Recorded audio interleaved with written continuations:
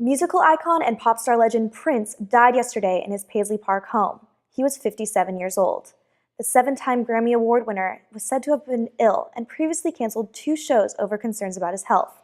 Medical examiners will perform an autopsy today, and results may be available as soon as this afternoon.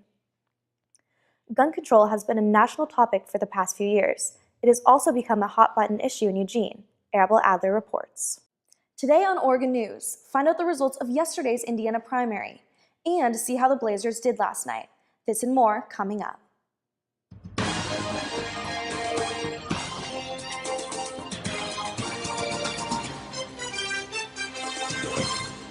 Hello and welcome to today's Oregon News Update. I'm Danielle Arman. A man has died after being stabbed early this morning at Alden Baker Park. He was found around 6 a.m. near the intersection of Day Island Road and Club Road by a passerby. Police say he was stabbed in a restroom at the park and then staggered to the main road. He was then transported to Riverbend Hospital, where he died. Police are still investigating and do not have any suspects. The Indiana primaries were yesterday, and they brought some big surprises. Democrat Bernie Sanders received the majority of votes over Hillary Clinton. Donald Trump won the Republican side of the primary with 53%. Ted Cruz lost with about 37% of votes. Following this loss, Cruz has suspended his campaign for president. Earlier this week, Cruz announced Carly Fiorina as his running mate and promised to continue his campaign even if he lost in Indiana. John Kasich has also dropped out of the race, leaving Donald Trump the probable Republican candidate.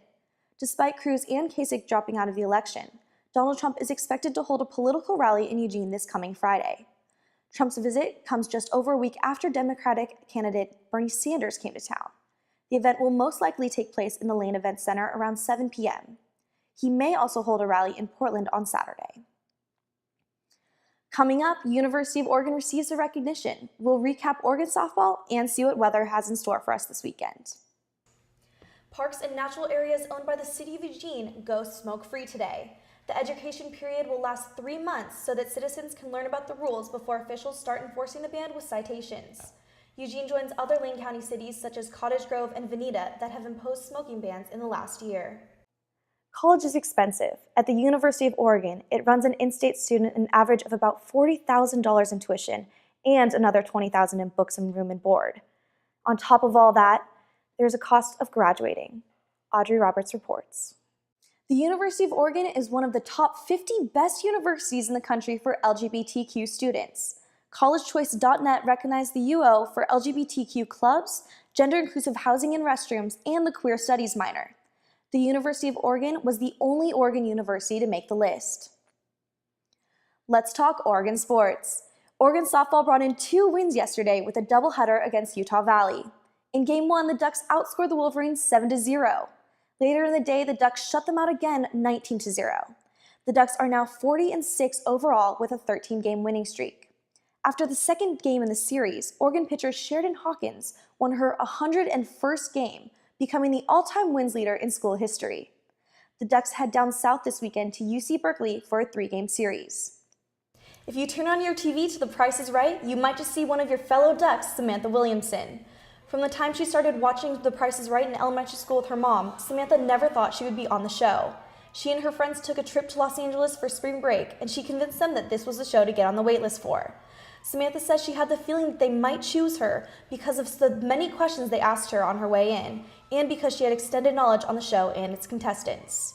I don't know if you should go with the audience or your own instinct or the amazing contestants, so there's so much to think about. Samantha says she can't describe it as anything but surreal, and she shares with us the many things she has won.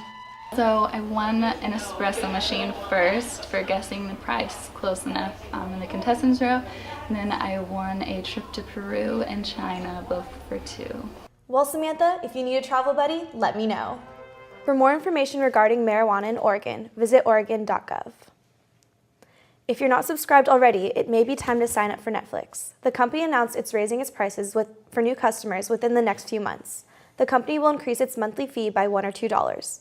As of now, people who already subscribe will not experience any price changes.